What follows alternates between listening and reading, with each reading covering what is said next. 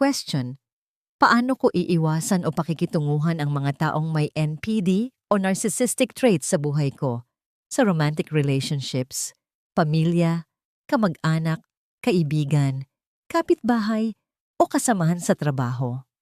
Una, tandaan mo, hindi mo sila makokontrol, pero kaya mong protektahan ang sarili mo. Hindi mo kailangan baguhin ang tao at hindi mo rin kailangang ubusin ang sarili mo para lamang intindihin sila.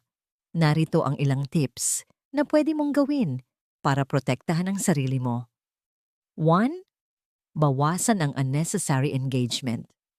Ang mga taong may narcissistic traits ay madalas gustong makuha ang kontrol o reaksyon mo. Kaya kapag napapansin mong paulit-ulit silang nagpo-provocate o nagdadala ng drama, mas mabuting magpahinga muna sa pakikipagdebate o diskusyon.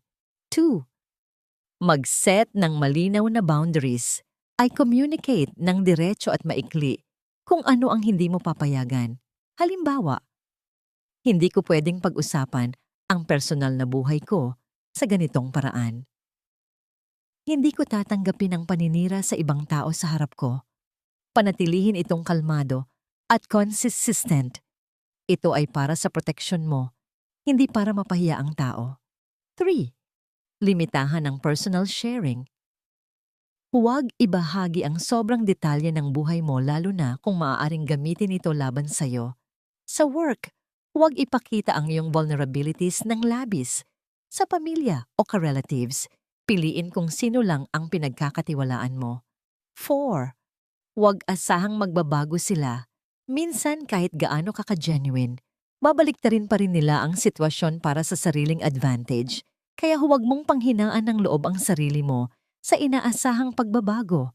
Focus sa sariling growth at kaligtasan. 5.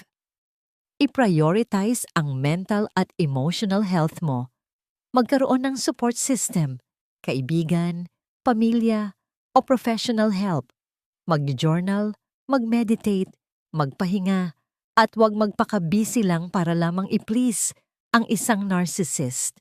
Ang self-care ay hindi selfish, kundi essential para mapanatili ang balance mo. 6.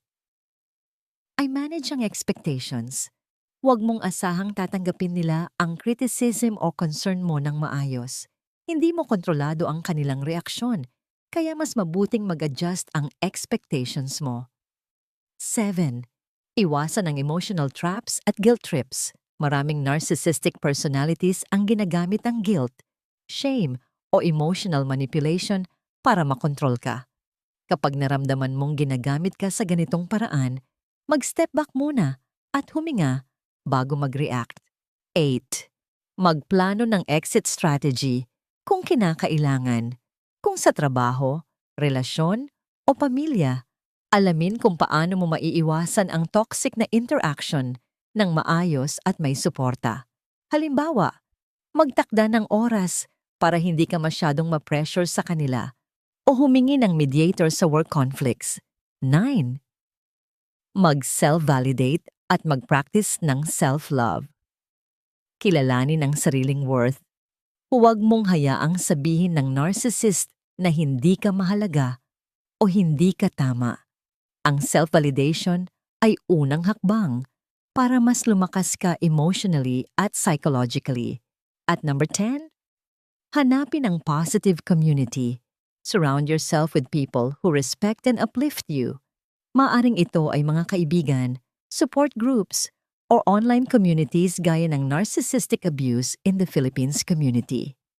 Ang pagkakaroon ng understanding na community ay nakakatulong sa healing at sa pag-establish ng healthy boundaries. Tandaan, hindi mo responsibilidad ayusin sila. Responsibilidad mo lang protektahan ang sarili mo. Emotionally, mentally, at physically. Kung may natutunan ka sa tips na ito o may sariling advice, i-share mo sa comment section. Ang positive na message o insight mo ay makakatulong